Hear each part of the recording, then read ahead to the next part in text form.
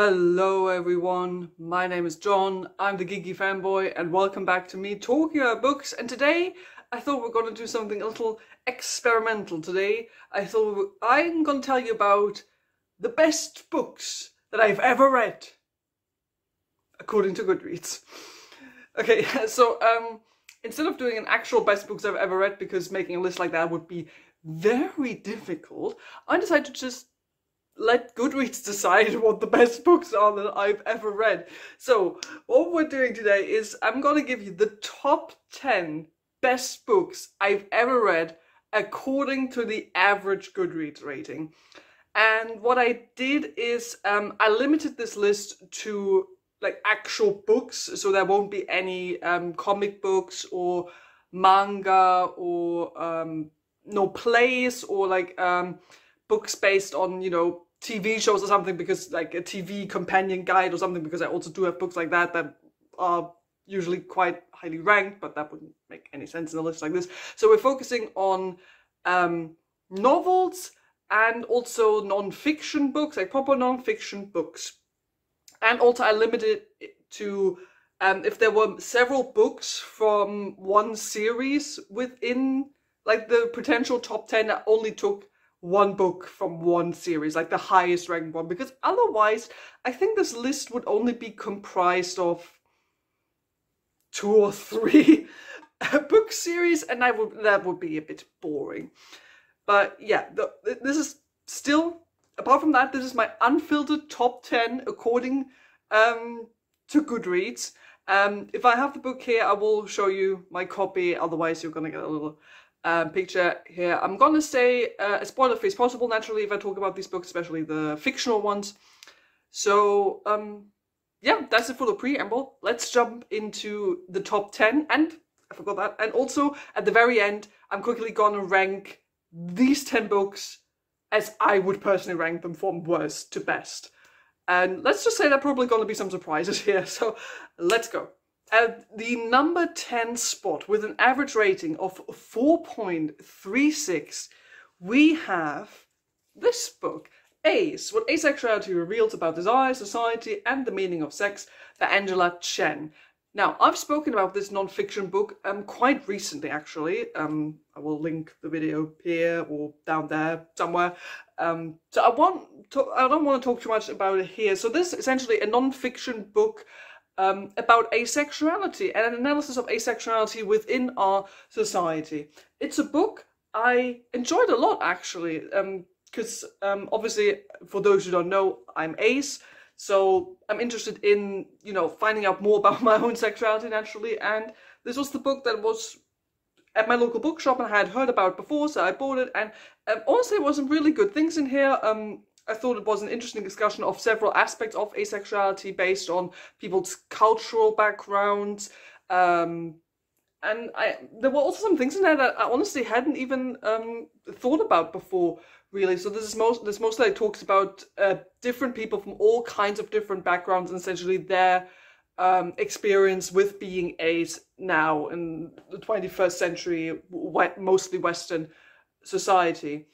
So yeah, honestly, if you're interested in like ace discourse or like LGBTQ plus discourse in general, I think this would be a fun book to get into. And yeah, I mean, 4.36 is a pretty good rating. I think I gave it 4 stars initially, so pretty close. And yeah, that's a good choice, Goodreads.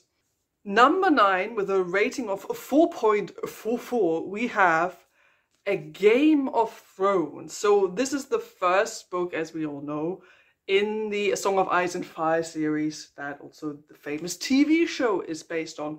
Now, I do have, as you can see, I took it from there, I do have all the Game of Thrones books, but I haven't read all of them. I've only read the first 2 books, and it's been a while since I've read this one. I read this one, it's almost 10 years ago now. That's when I read this, when I basically first got into the TV show, basically.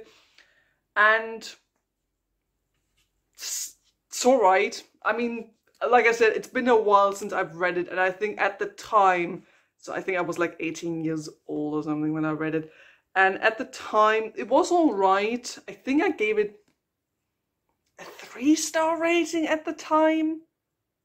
I would probably go a tiny bit higher nowadays, but at the time I thought it was alright. I had fun with it. Naturally, I had sort of like pre-knowledge and like pre-existing biases because of the TV show.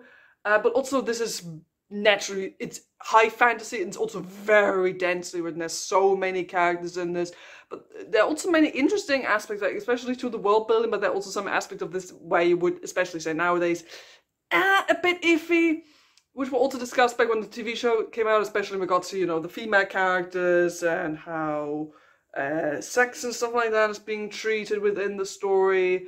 And there are also some, because there are POV chapters in this, so you always focus on like one of the main characters. So there will be a chapter where you follow Tyrion, there will be a chapter where you follow Jaime, and then there will be a chapter where you follow Arya. And the thing is, there were like 1 or 2 POV chapters I just did not enjoy at all. And when they just, like when they follow up on each other, you just get a tiny bit bored. Like, I might earn some flack for this, but my 2 least favorite characters, at least I've read this, my 2 least favorite POVs were Jon, so Jon Snow, and oh god, what was his name? Bran? I think Bran? Like the child who later becomes the king at the very end of the show. We all know who I'm talking about. Those 2 were my most annoying and boring POVs. I didn't like reading them. And then they get many POVs. And you just get points in the book, which is also I think why I stopped reading the series. I do want to pick it up at some point. I think that's why I stopped reading, because there would just be POVs following one of them, where like, no, not that chapter again. And now you have to read 30 chapters of Jon chapter, and you're like, I just want to get to the fun chapter. So which is why maybe if I reread this now, I would enjoy it a bit more. By 4.44 from Goodreads. I wouldn't rank it that highly, but I get why many people like it. Next up, number 8 with a ranking of 4.45, we have The Rise of Kyoshi. Now, this is the first of the 2 Kyoshi novels in the first Avatar: The Last Airbender novel. I've also read this one quite recently. I read it this year. I read it, I think, back in April or May of this year, and I was excited but also slightly nervous to get into this, because naturally big fan of Avatar: The Last Airbender, of the cartoon. Watched it basically right at the time when it came out as a kid and loved it, and I rewatch it every year. So I wanted to get more, naturally. And I finally decided to get into like some of the comic books, and now I also decided to finally get into some of the novels. And I started with the Kyoshi novels, and I have to say, pretty good. I was honestly positively surprised by this first book. I was worried because I was like, it's written by someone else who's not the creator or the maker of the show, and you know, it's about a character we do know stuff about, but also, you know, still a lot of stuff we don't know about that you could take in a really interesting direction, but you could also take in a really boring direction. But honestly, I thought this first novel was really, really interesting, because it started with an interesting premise that at the time Kyoshi is like 16, 17 years old.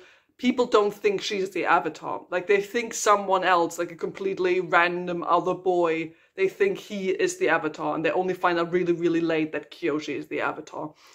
So there's this whole story going on, and then she has to run away from home, and she has to sort of work on the other side of the law, and bands together with like a group of thieves, and it's really cool. So there was a lot of stuff there to explore. I think Kyoshi's character is very interesting. She's very much this tough woman, you know, from the cartoon, but also there's a lot more to her, because this is when she's younger, when she's still very inexperienced. And I liked how they showed that she wasn't really good at bending at all when she started out. Like, even at earth bending, she wasn't very good. Like, it's described how she's good at like the raw power of things and knows how to do big movements, but like no like fine detailed work, and she has a lot of trouble learning all the other elements. So there is some nice progression to her character there. She even gets like a cute little side plot with a romance with a female firebender, which is really cute. And there are just a lot of like interesting aspects that are being revealed about this world, which is obviously set before the time of Aang. And there are also some interesting aspects discovered about, you know, different types of bending, sub-bending categories are being explored there. So honestly, as a fan of the show, I can honestly recommend this, and 4.45 is only slightly above what I think I initially ranked it. I think I gave it 4.25 stars, so that's still pretty close, and I have no problem with this being here. Next up, at number 7, with a ranking of 4.46 stars, we have I'm Glad My Mom Died by Jeanette McCurdy. Now, I'm not going to talk too much about this book either, because I talked at length about it in my best and worst of 2023 books, because this was my favorite book I read in 2023. So you can kind of imagine that I really, really love this, and I agree with it being here in the top 10. I think you don't have to say that much about this book. This is a quite well-known, famous, and popular autobiography by Jeanette McCurdy, who most of us will know as the actress who played Sam Puckett on the TV show iCarly back in the Nickelodeon days. And now with this book, she explains to us her journey of being a child actress and growing up under a very troubled relationship that she had with her mother, who was very much abusive in several different ways. And McCurdy writes about her life, especially about her career as an actress, in a very honest, dark, but also very witty and funny way, where you just really engage with what's going on. You feel with her, you laugh with her, you can just like really understand what she's going through. And I very rarely dish out like 5 out of 5 stars, but this was my 5 out of 5 book last year. So totally deserved to be in this top 10. And if you haven't read this, go and check it out. Next up, with an average rating of 4.48, we have 6 of Crows by Leigh Bardugo. Now, I did an entire video review on this book, which you can watch here, I'll link it somewhere. So I won't say too much here. And this is one of my unpopular book opinions. I wasn't really happy with this book. Now, it wasn't outright bad, but it also wasn't very good to me. I think I gave this 2.75 stars when I read it. I read it about a year ago now, not quite a year ago. And I don't think my opinion has really changed on this. Like, Leigh Bardugo is a good writer. Like, she definitely has a talent for creating interesting characters and giving them a good voice. However, the story of this book is so meandering and boring, because it promises you that this is going to be a really high stakes, exciting heist into a prison with a cast of colorful characters, well, a cast of colorful teenagers. And then you expect there to be a heist for a large part of the book. But the thing is, this entire book, you feel like, consists mostly of flashbacks, like subplots, characters talking to each other about their past, and you're just waiting for the goddamn heist to finally set in. Like, the heist doesn't happen until you're like more than halfway through the book. Like, all that time is spent with other stuff, getting all the members of the crew together, having constant flashbacks, and you're just there waiting for the super exciting heist that's just not happening.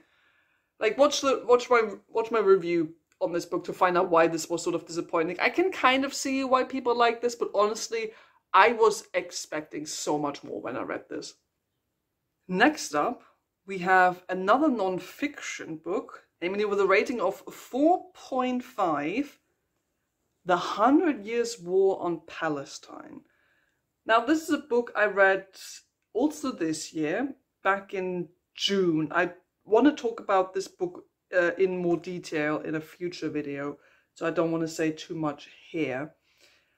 So, this is a book that came out, I think, back in 2020, I think. So I naturally, as you can imagine, I bought this because I wanted to just know more about the history of Palestine, the conflict between Palestine and Israel, because of current political events. And I have to be honest here, I didn't really know anything about Palestine, about Israel, about Zionism, about the history of that region of the world. I knew next to nothing about it. So I did some research, tried to find like books that were generally well regarded. And I've actually settled on this one, and I found it actually at my local bookshop and read it. And whoa, like once you finish this book, there was so much to think about. It isn't very long page-wise, but it also has a very tiny font. So this is a bit more, like, it's not even quite 300 pages, covering the history of Palestine from like the late 19th century or the early 20th century up until roughly now, so like the 2020 or the late 2010s, focusing on several military escalations within the history of Palestine, within the history of Israel, naturally written from the point of view of a Palestinian man, someone who has family there, who grew up there, and who has had experience with the people there, and who knows people who have lived through events there.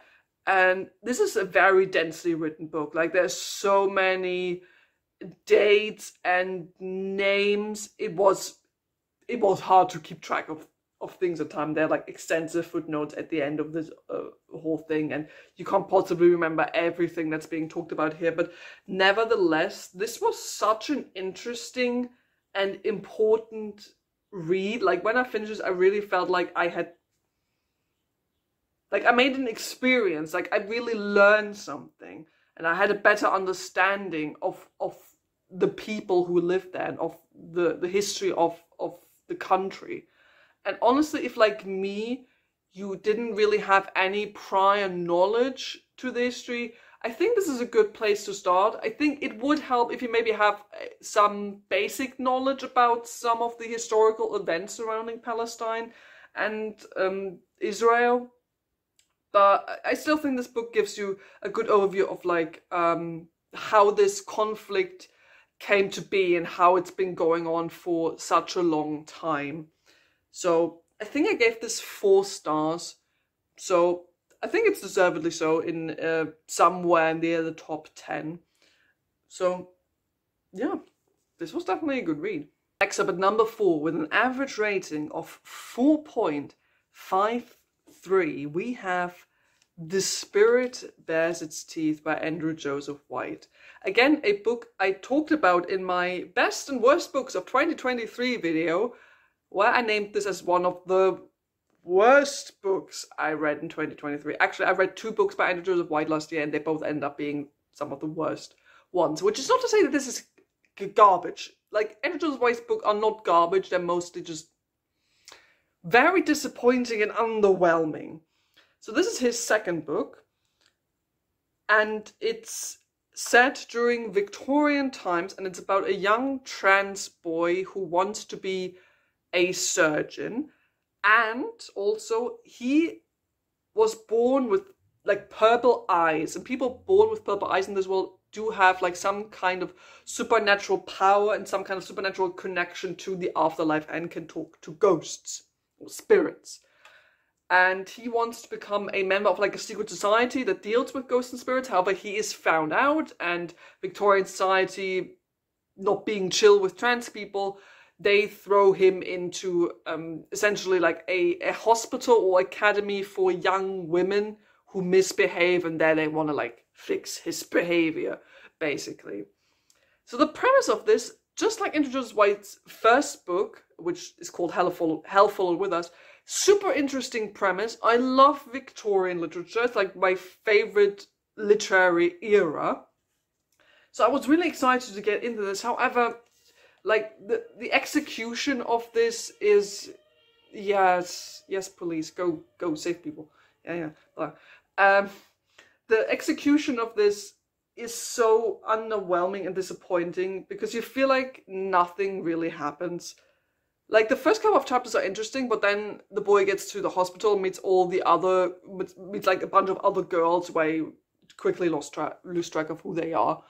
You're like, what? Like, you're just waiting for something interesting to happen. There's not enough like supernatural ghost stuff in this book, given that it's supposed to be about supernatural ghost stuff. Then the main character is basically reduced to being trans and autistic, and he's really into medicine. Those are his 3 character traits. There's nothing else to him. Like I mentioned, you quickly lose track of the girls who live at the hospital. There's like, they all have like 1 character trait, and that's it.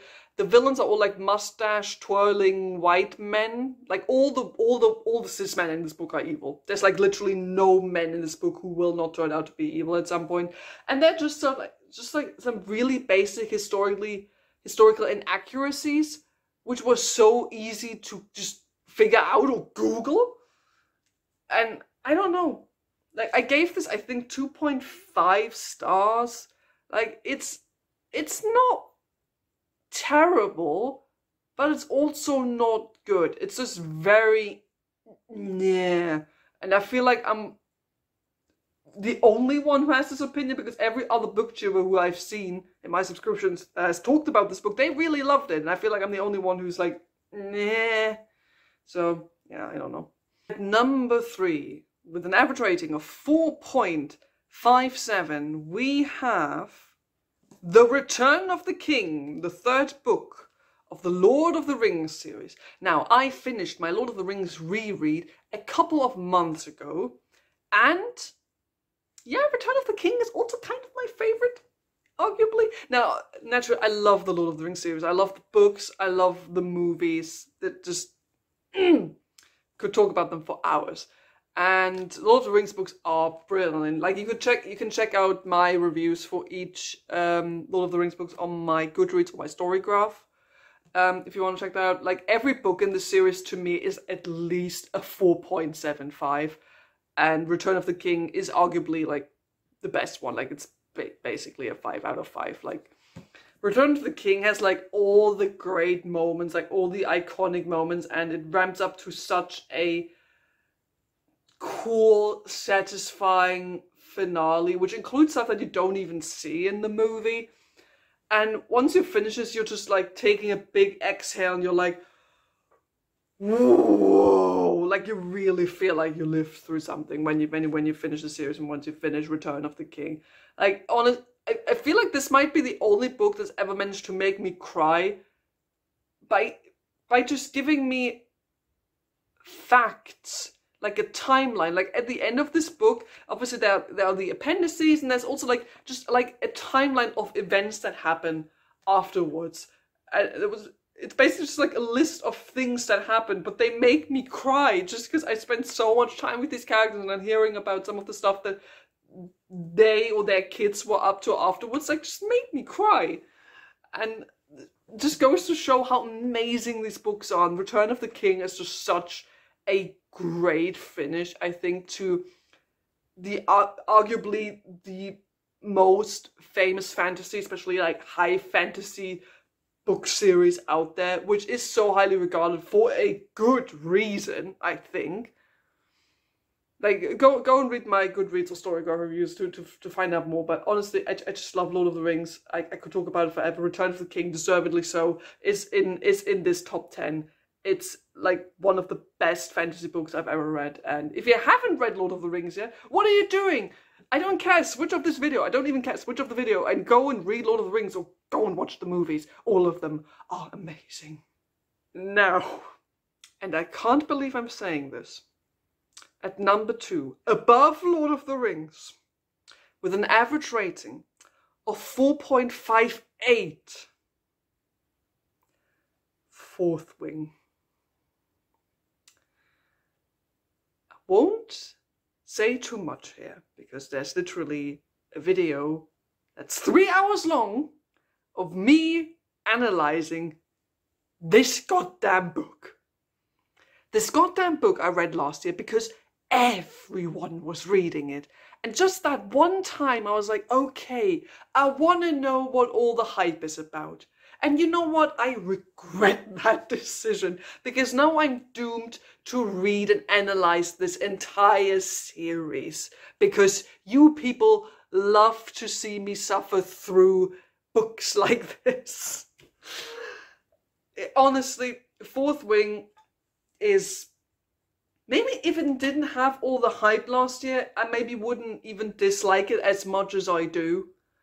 But given the fact that this was hyped up so much, not just by the marketing, but also by all the other people, like people that follow on Goodreads, people that follow on Storygraph, Bookstagram, that I watch on YouTube, almost all of them were like at least 4 stars, 5 out of 5. This is one of the best fantasy books I've ever read. Oh my god, the love story is so amazing and it's a masterpiece. And then I read this and within one chapter I was like, are all of you just in on a massive joke? Are all of you who read this and honestly love this and called this a masterpiece, are all of you just taking the piss? Is this what's happening? Because otherwise I don't know what's happening with this book. Like, this is mediocre romantasy written within a juvenile YA voice that occasionally dives in just into a straight up smut and porn territory while it's pretending to be high fantasy military drama, which it is not, with world building that's so utterly confusing and full of plot holes. I wanted to go insane by the time just chapter 5 was done. I gave this 1 star.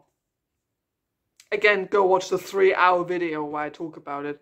I honestly do not get how this is so highly ranked. I don't know if everyone is just in on the joke, if this is purely because of the marketing. I have no idea. And I apologize if you enjoy this book. I know I'm talking a lot of shit at you, but if you enjoy this, good for you. Good for you. If you took some entertainment out of it, good for you. I wish I was able to, but as it stands, Fourth Wing definitely does not deserve to be in this top 10. And now, at the number 1 spot, with an average rating of 4.62, Harry Potter and the Deathly Hallows. Now, with Harry Potter, as always, the caveat, J.K. Rowling is a TERF. I do not support J.K. Rowling in any way, shape, or form. I do not buy any Harry Potter stuff anymore. At the beginning of this year, I finished my big Harry Potter reread, which was just a reread of books I already owned, just because I just wanted to see how I feel about these books now. That was my pure interest. So I have relatively recent memories of reading The Deathly Hallows. And everything I'm saying now is just like purely based on like thoughts on the book itself, not J.K. Rowling. And Deathly Hallows is alright.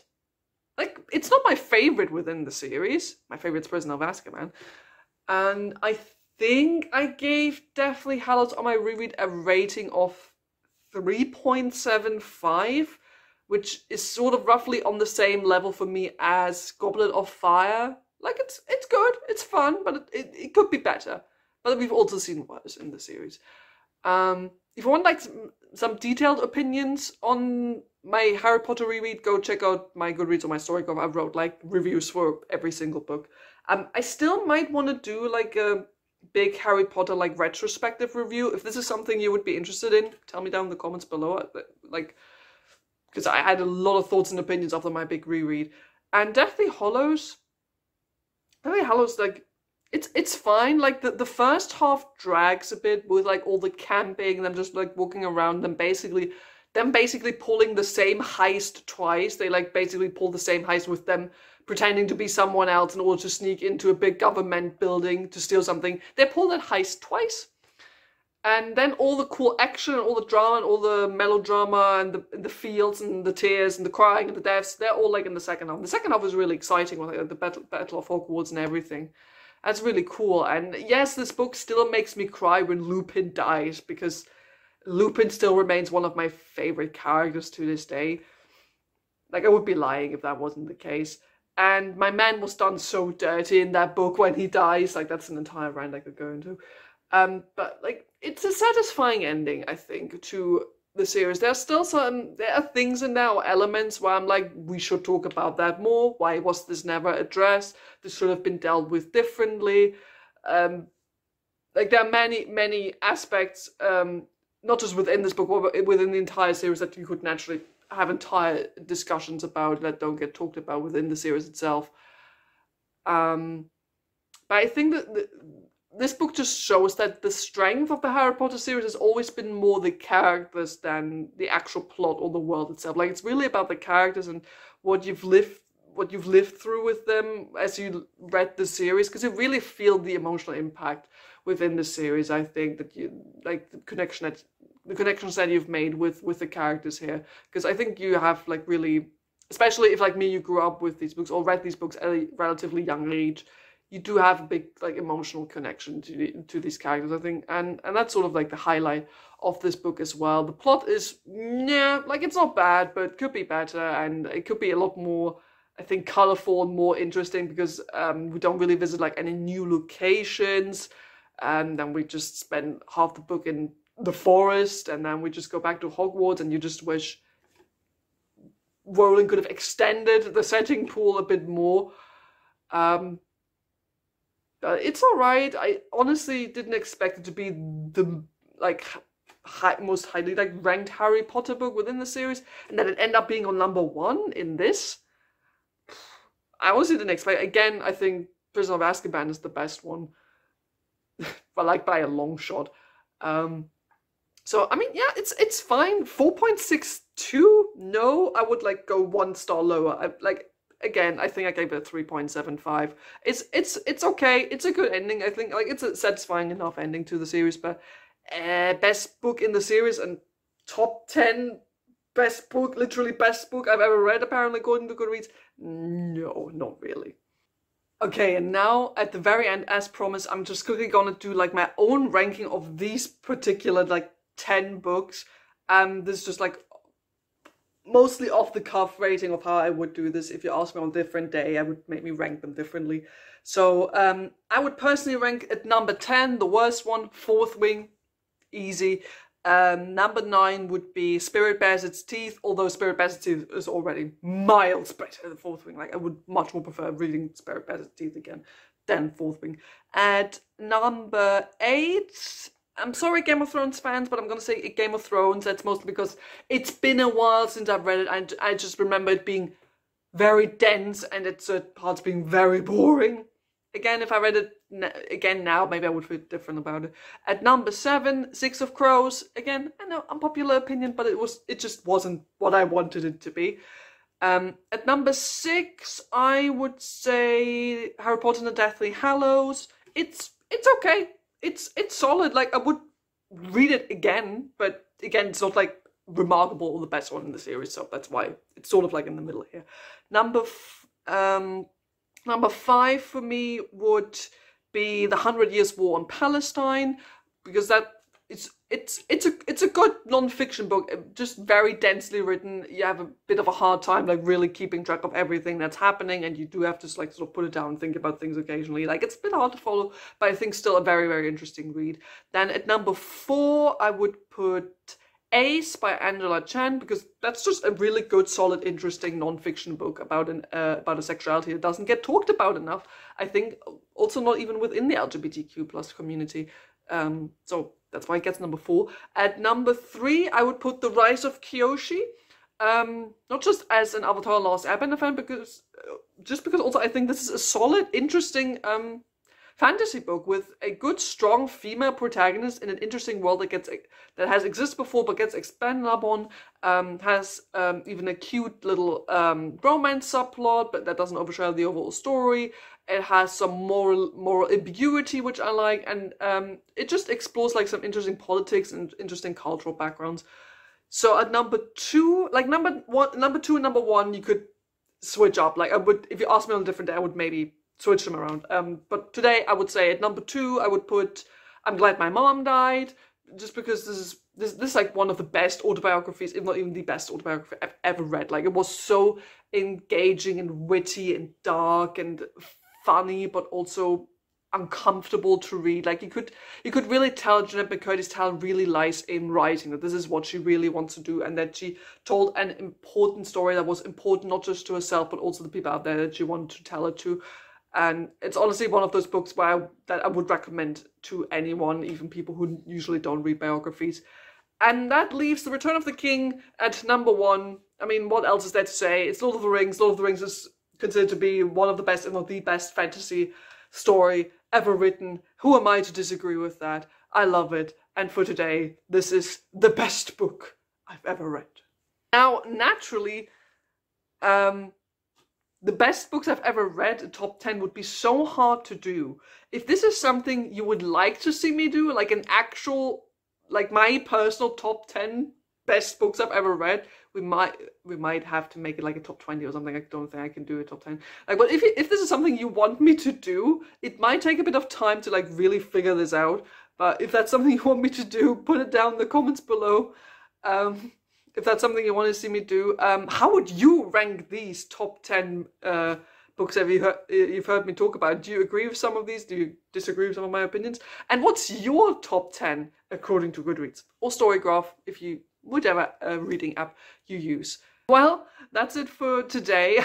This was a bit different, but I think quite interesting and funny to see what Goodreads considers really good reading. But it was quite fun to do. Some surprises in there as well, and I think some hot takes are now put out into the world. Apologies if I upset anyone, but nevertheless, thank you so much for watching. Don't forget to like and subscribe if you haven't done already. If you're curious as to know what I'm currently reading, again, I have a Goodreads and a Storygraph account. Links for those are in the description down below, so you can follow me on there. I tend to update regularly and also try to write reviews for every book I read. So if you're curious, go follow me on those platforms. But until then, thank you so much for watching, and I'll see all of you very soon. Goodbye.